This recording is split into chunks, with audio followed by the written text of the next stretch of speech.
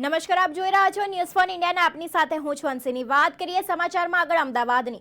અમદાવાદના વસ્ત્રાલમાં લુખ્ખા તત્વો બેફામ બન્યા છે।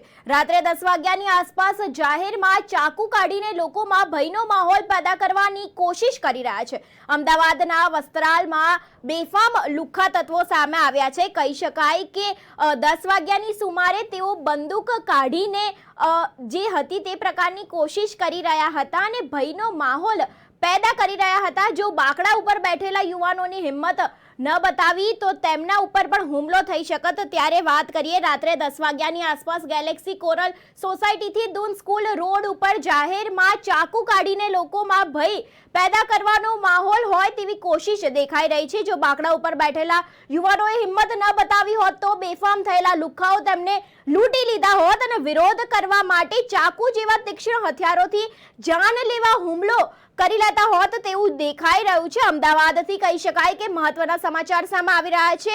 અમદાવાદમાં લુખ્ખા તત્વોનો ભય દેખાઈ રહ્યો છે અને લુખ્ખા તત્વો પોલીસથી ડરતા નથી તેવું પણ ક્યાંક ને ક્યાંક દેખાઈ રહ્યું છે।